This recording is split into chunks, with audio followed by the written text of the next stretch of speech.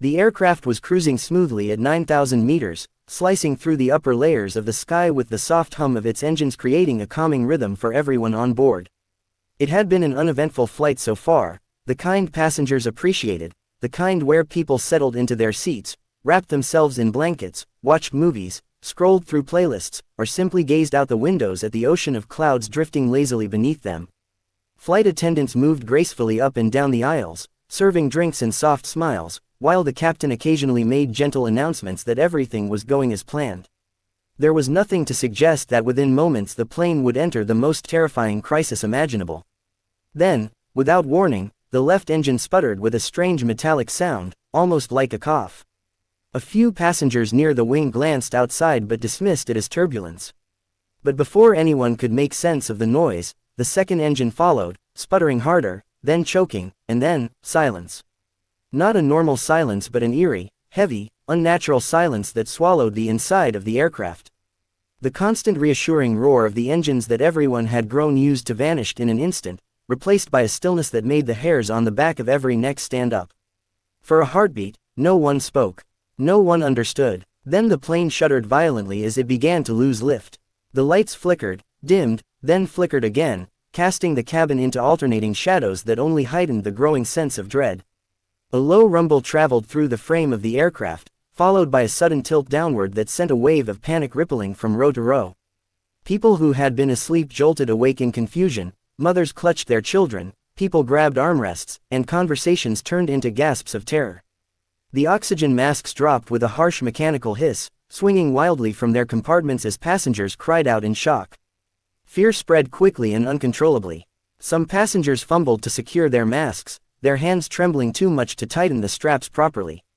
Others shouted prayers in different languages, the sound mixing with the alarm chimes that began echoing through the cabin. A baby screamed, a man shouted for help, a woman collapsed in tears, and the atmosphere transformed from calm to chaos in mere seconds. In the cockpit, the captain and first officer moved with frantic precision, trying to restart the engines. Their hands flew over switches, levers, and digital displays, attempting both automatic and manual restart procedures. Warning lights flashed red across the control panels, and every attempt resulted in failure. The captain tried again, then again, repeating the checklist with increasing desperation, but the engines remained dead. He could feel the nose of the aircraft gradually lowering as altitude numbers on the screen dropped steadily. He radioed the nearest control center, his voice tight, explaining that both engines had failed and that they were attempting to glide. The gravity of the situation weighed on him heavily. He knew how rare a double-engine failure was, and he also knew how delicate and unforgiving emergency gliding could be at such high altitude. Passengers began to realize the severity of the situation when the plane continued descending faster, the pressure increasing despite their masks. People shouted questions no one could answer. Flight attendants tried to keep everyone calm, though fear was evident on their faces as well. One attendant knelt beside an elderly man who was hyperventilating. Another tried comforting a small child who kept asking if they were going to fall out of the sky. Every word spoken sounded like an attempt to steady a breaking world. The plane shuddered again, and a loud metallic groan came from beneath the floor, as if the aircraft itself was protesting the stress it was under. A few passengers looked toward the windows, seeing clouds rushing upward as the plane descended. The once gentle sunlight had turned into something harsh, casting long shadows inside the cabin. Every second felt slower than the last, stretching into an agonizing eternity as people waited for the captain's announcement, praying it would be reassuring but fearing that it wouldn't be. A young couple held each other tightly, whispering promises they weren't sure they would live to keep. A businessman sitting alone gripped the armrests so hard his knuckles turned white. A teenage boy closed his eyes and tried to remember the breathing exercises his mother taught him. Someone in the back fainted from shock, and attendants rushed to help. Above it all, the sharp beeping of altitude alarms cut through the cabin, a constant reminder that the plane was dropping faster than any passenger wanted to think about. The captain made another attempt to restart the engines, following the checklist meticulously, but the systems refused to respond. The silence of the engines felt like the loudest sound in the world, overshadowing everything. He could feel the weight of hundreds of lives depending on him, pressing down on him harder than any physical force. Inside the cabin, every second of that silence felt like a scream. People clutched their masks to their faces, breathing rapidly, fogging the plastic with their fear. Someone shouted to ask why the plane was falling. Another person wept uncontrollably, repeating the same words over and over. The flight attendants, though terrified themselves, did their best to reassure everyone, reminding them to stay buckled, to breathe slow, to stay calm. But calm was impossible when the aircraft continued dipping lower, when the windows revealed a horrifying perspective of the world rising toward them. Still, even in the middle of all that chaos, a few passengers kept glancing toward the cockpit door, hoping it would open with good news. They hoped to hear the engines roar back to life, hoped to feel the plane stabilize. Instead, they felt another jolt, another drop in altitude. Luggage rattled in the overhead bins. A drink cart tipped slightly and a few items fell out. A woman clutched the seat in front of her and yelled for someone to help them. A man tried to calm his daughter, telling her everything would be okay, even though he wasn't sure himself. The plane continued to glide, but gliding with no engine power at such high altitude meant the descent was unavoidable and rapid. With every passing second, the numbers on the pilot's display kept dropping, tracking a glide path that might not be long enough to reach safety. The captain wiped the sweat from his forehead, fighting against the rising fear that they were running out of time. Passengers felt the cabin pressure change again, causing ears to pop painfully. The sound of crying grew louder. People reached for hands, friends, strangers, anyone, to feel less alone. The air felt heavy with anxiety, almost too thick to breathe. A few overhead lights blinked again, casting brief shadows that made the cabin feel even more unstable. Every heartbeat, every gasp, every cry echoed in the narrow space. The engines remained lifeless, the captain remained unable to restore power, and the plane remained trapped in its silent plunge through the sky. The fear that had begun as a shiver moments earlier had now taken full control of the entire aircraft, gripping every soul on board with the same terrifying realization: something was very, very wrong, and they were at the mercy of forces beyond their control. Among the terrified passengers sat a 22-year-old girl who had spent countless hours over the years practicing in advanced flight simulators. It had started as a simple fascination when she was a child watching planes take off from an airport viewing deck, but it grew into a passion she nurtured quietly, never imagining it would matter in real life. She wasn't a licensed pilot, not officially, but she understood cockpit layouts, emergency procedures, gliding techniques, engine restart sequences, and dozens of aviation principles better than most people her age. Still, even with all that knowledge, she had never expected to be in a real aircraft falling out of the sky with both engines gone and hundreds of lives hanging in the balance. The plane continued to shudder violently as it descended.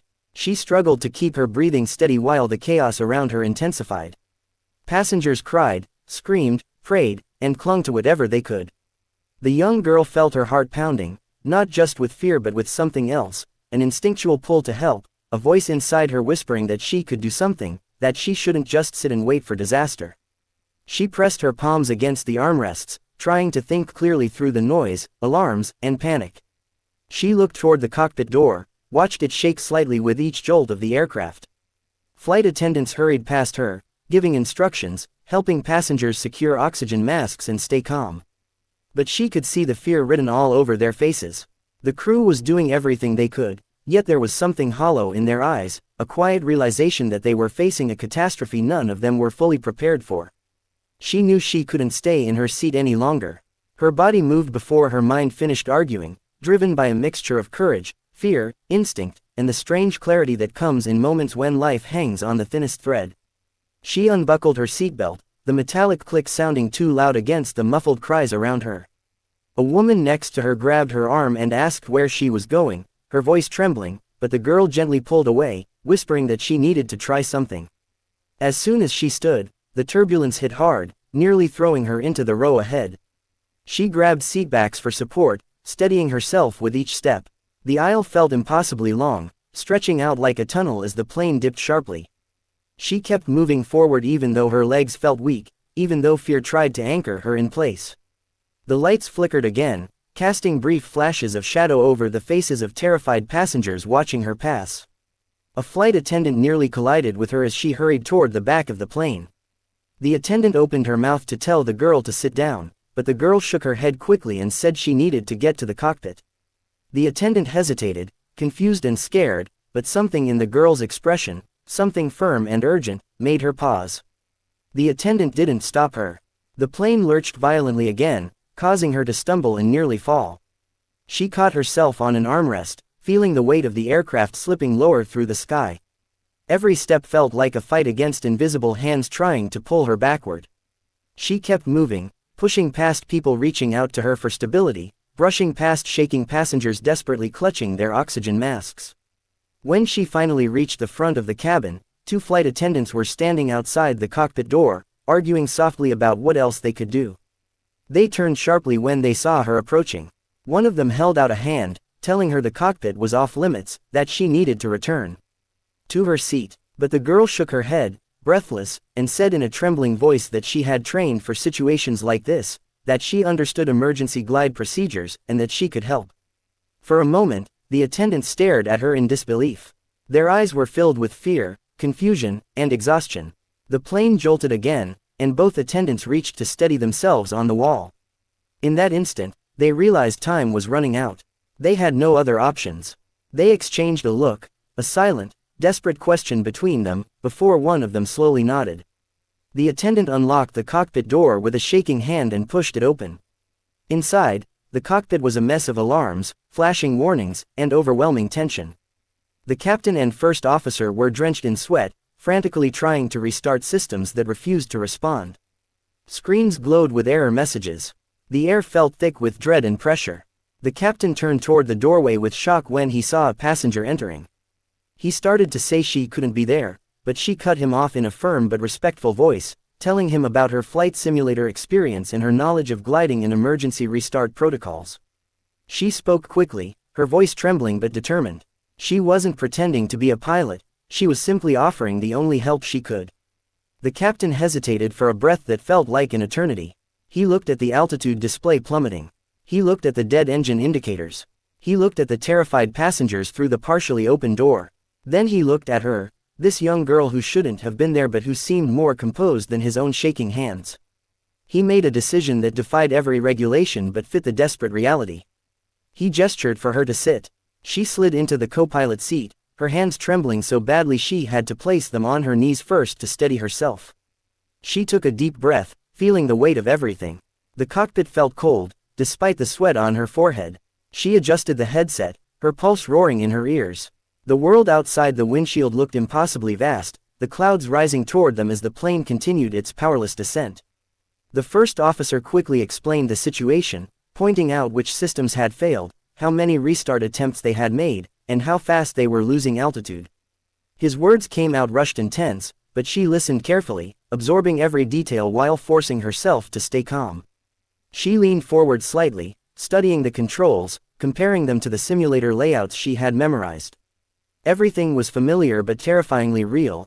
Every switch, every lever, every indicator carried lives now, not virtual practice. The captain asked if she was sure she wanted to help. She nodded, even though her hands were shaking again. She didn't feel ready. No one ever could be ready for something like this. But she knew she was their only extra chance. The plane shuddered again. Warning alarms blared loudly around them. Oxygen masks dangled behind them in the cabin. The radio transmitted frantic voices from air traffic control trying to offer guidance. The cockpit lights flickered as the electrical systems strained under the emergency load.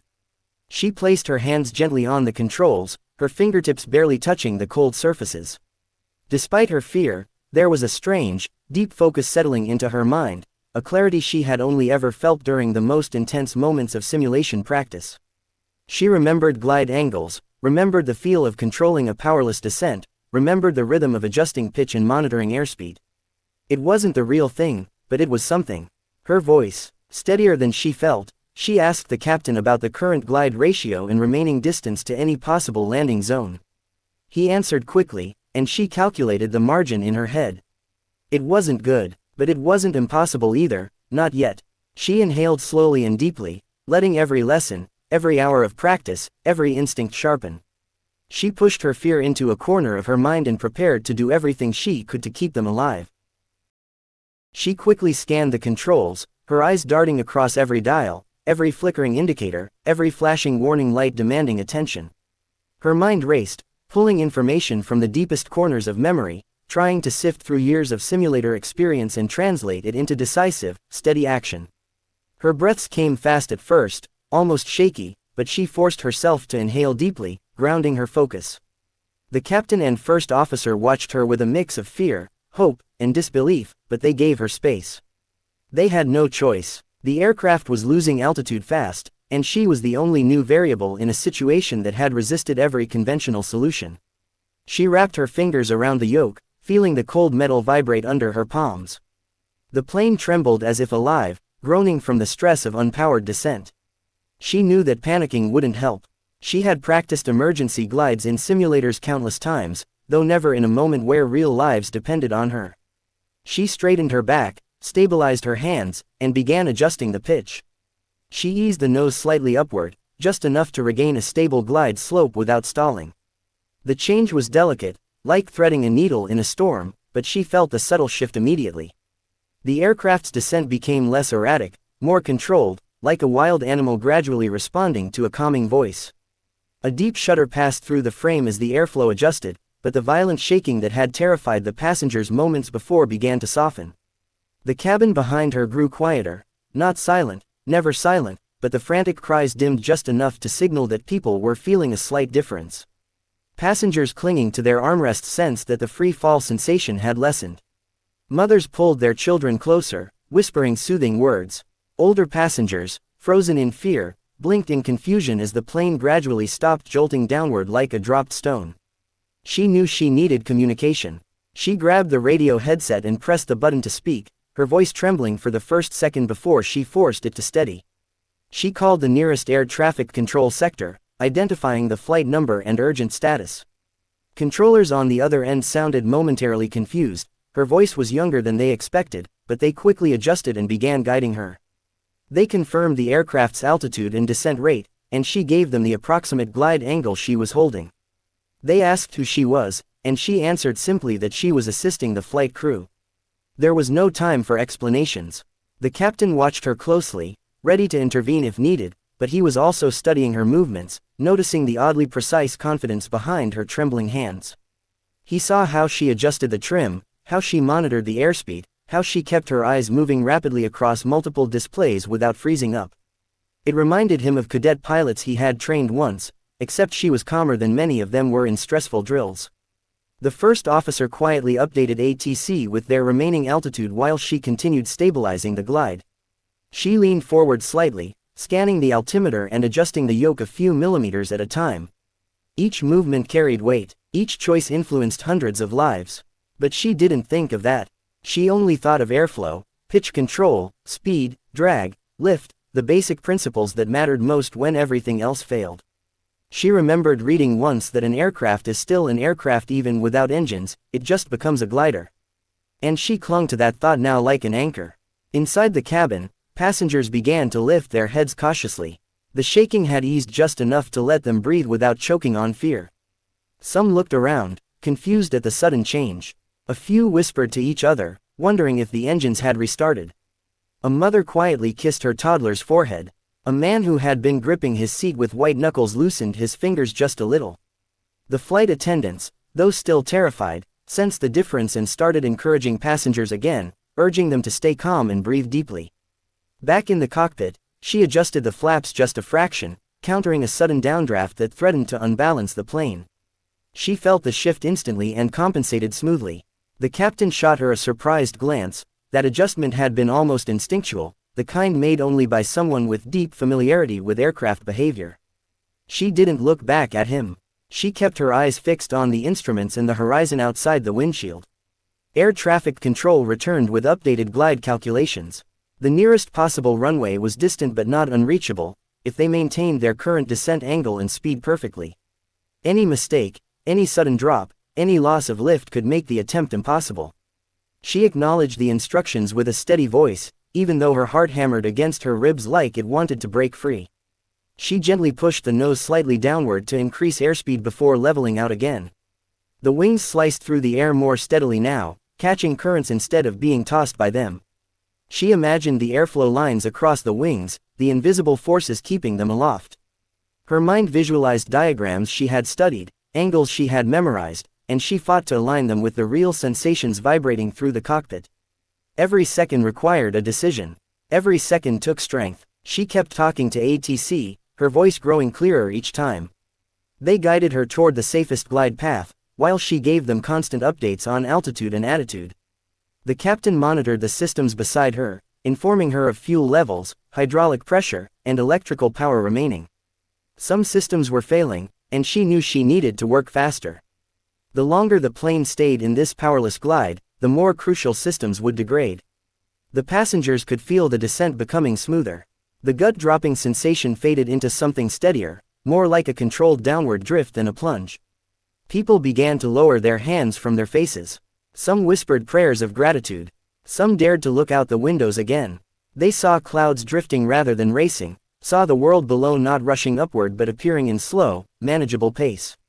A little hope flickered through the cabin like a candle in darkness. She knew that if hope returned too early, people might panic again later if something went wrong. But at least now, they weren't drowning in fear. They could breathe, they could believe, just a little, that maybe this wasn't the end. Her shoulders were tense, her muscles stiffening from holding perfect posture at the controls. But she didn't relax, she couldn't. Every fiber of her body had to be tuned into the aircraft. She felt the slightest vibration differences, heard the faintest shifts in airflow, sensed tiny lurches that would have gone unnoticed by anyone without her obsessive training. Sweat gathered at her temples, sliding down her forehead. The cockpit felt hot, suffocating, but she kept steady hands and clear eyes. ATC updated her about incoming weather patterns. A mild crosswind lay ahead, though still distant. She calculated mentally how it might affect their glide path. The captain began adjusting navigation systems to guide them visually since engine power was too low to support advanced guidance. She watched him, learning from him even in the moment, then applied her own adjustments carefully. The cockpit lights flickered again, but she didn't flinch. The electrical system was fading, but they still had enough to communicate, and to land if they reached the runway in time. She kept her focus laser sharp, refusing to be distracted by the murmurs from the cabin or her own racing thoughts whispering worst-case scenarios. She remembered something another simulator instructor had said years ago: a plane listens to the hands that listen to it. And she understood now, more than ever, what he meant. She kept listening, to the vibrations, to the instruments, to the sound of air brushing the fuselage, to the tiniest shifts in altitude. She gently guided the aircraft through invisible air pockets, compensating each time it tried to dip too low or tilt too far. The first officer looked at her again, this time with something like admiration mixed with disbelief. She was young, inexperienced in real-world aviation, yet her poise matched that of trained pilots. She was afraid, her rapid breathing betrayed that, but she wasn't letting fear control her. She was controlling the plane. Minutes passed like hours. Everyone felt like stepping across a tightrope with no safety net. But steadily, gradually, the aircraft stabilized enough that passengers finally began to feel something they hadn't felt since the crisis began, the faint but unmistakable sensation of control. Someone in the back whispered, "It's getting better." Another said, "We're still in the air, that's a good sign." A flight attendant squeezed a passenger's hand and nodded reassuringly. A few people even dared to lift their masks for a moment to wipe sweat from their faces. In the cockpit, she remained focused, guiding the plane with absolute precision. The descent was still happening, but not dangerously fast. The aircraft wasn't safe yet, not even close, but it was no longer trapped in a free fall. It was gliding like a wounded bird finding its balance, searching for a place to land.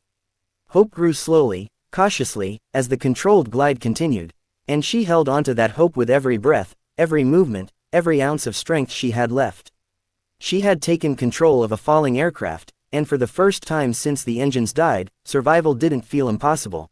As the ground drew closer, she felt her pulse thundering in her ears, louder than the alarms, louder than the chaos in the cabin, louder than every sound the dying aircraft made.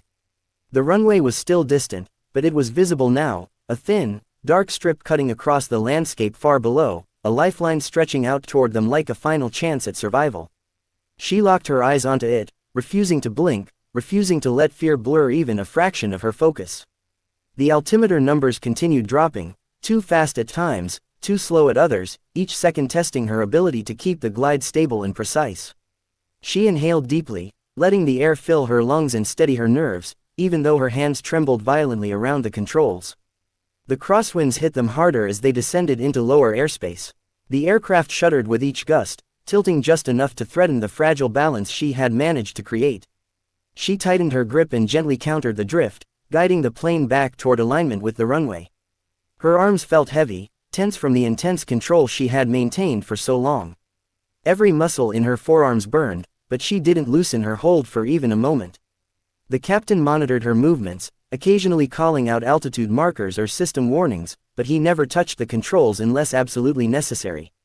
He trusted her now, trusted her instincts, trusted her precision, trusted her courage.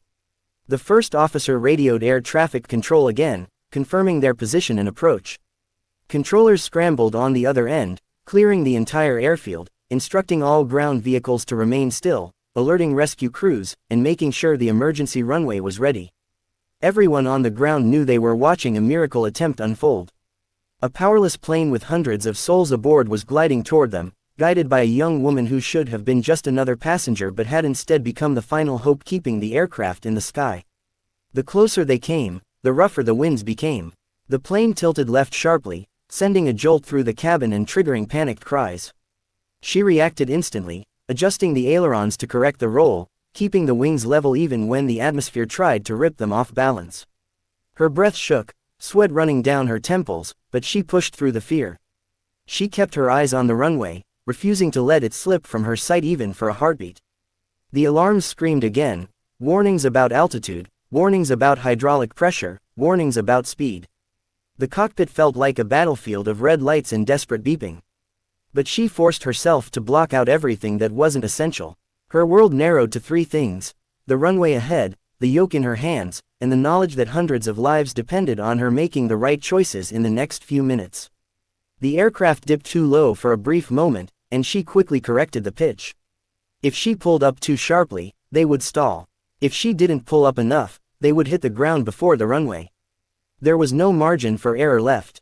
She whispered to herself, not words of fear but reminders of the simulator drills she had practiced so many nights. She remembered the breathing exercises she used whenever a simulation scenario became too intense.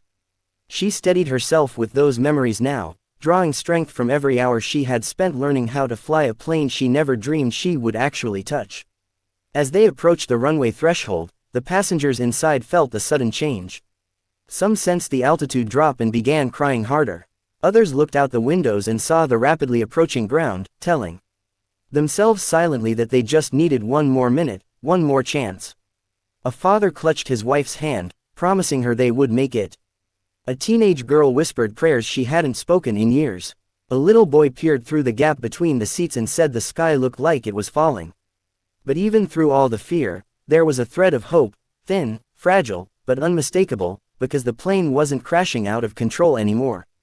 It was descending with direction, with intent. She could feel the final stretch approaching. Her breathing grew shallow as she aligned the aircraft perfectly with the runway centerline.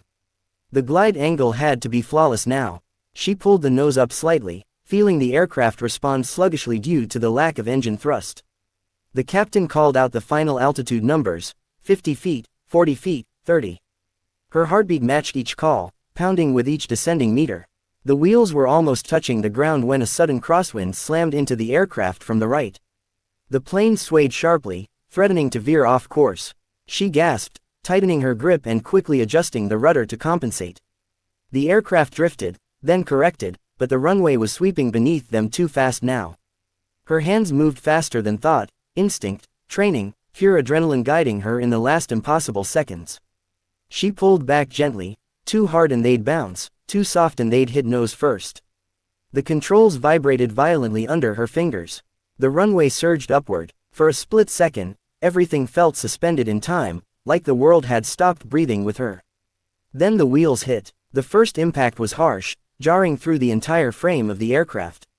The sound of rubber slamming against concrete echoed through the cabin like thunder. Passengers screamed, bracing themselves as the plane bounced slightly and touched down again, this time holding contact with the earth. The landing gear groaned from the force. The plane surged forward at dangerous speed, skidding along the runway with sparks flickering beneath the undercarriage. She pressed the brake controls, guiding the aircraft straight even as it tried to yaw left from the uneven drag. The cockpit vibrated violently. The runway lights blurred past the windows. The entire aircraft shuddered so intensely she felt it in her teeth. But she didn't stop, she didn't falter, she kept braking, kept steering, kept fighting every last second for control. Finally, after what felt like an eternity of metal in motion and raw survival, the aircraft slowed. The vibrations eased, the wheels screeched one last time, then rolled quietly. The plane drifted forward, momentum dying until, at last, it came to a complete stop right in the center of the emergency runway. Silence followed, a deep, overwhelming silence that filled the cockpit and the cabin like a wave crashing gently after a storm. For several seconds, no one made a sound. Passengers sat frozen, stunned, unable to process that they were no longer falling, no longer gliding, no longer dying. The world had stopped spinning. They were alive. Then, somewhere near the middle of the cabin, a single clap erupted. Another followed, then another. Within moments, applause filled the entire aircraft, rising like a roar, accompanied by sobs, laughter, and the sound of oxygen masks being pulled aside. People cried openly, tears of relief, gratitude, shock. Parents hugged their children like they were seeing them for the first time again. Couples held each other, trembling and laughing at the same time. Strangers who had never spoken embraced with shaking arms. The flight attendants, overwhelmed by emotion, covered their mouths and cried while smiling. Uncontrollably, they knew what had just happened. Everyone did. In the cockpit, she finally let go of the controls, her fingers numb and trembling. The weight of everything she had held inside, fear, determination, responsibility, crashed over her all at once. Her breath hitched, her eyes welled with tears she had been too focused to feel earlier. The captain placed a steady hand on her shoulder, his voice soft with awe as he told her she had just done something extraordinary. The first officer, still pale from the ordeal, nodded with tears in his eyes, whispering that she had saved them all. She took off the headset slowly, her hands still shaking. The smell of hot metal filled the cockpit, the lingering scent of danger and survival. But outside the windshield, the world looked peaceful, the runway stretching out, emergency vehicles rushing toward them, sunlight glinting off the wings that had carried them through the impossible. She didn't think of herself as a hero. She thought of the hours she had spent studying planes simply because she loved them. She thought of the simulations she had run late at night, never imagining they would become real one day. She thought of the moment she stood up from her seat and walked toward the cockpit, terrified but determined. She thought of the lives she had held in her shaking hands, and somehow guided safely back to the ground. When she finally stood to leave the cockpit, the cheers from the cabin grew even louder. People reached out to touch her arm, to thank her, to cry in front of her. Some called her an angel, some called her a miracle, some simply whispered thank you through trembling lips. She didn't know how to respond. She simply smiled softly, exhausted but alive, humbled but proud. She had saved every single life on board, not because she had to, not because she was trained to, but because she refused to watch fear win. She refused to let a falling plane decide the fate of hundreds of innocent people. Through courage, skill, instinct, and an unshakable will to survive, she had turned disaster into a miracle. And as she stepped out into the sunlight, surrounded by applause, she knew her life, and the lives of everyone on that flight, had been changed forever.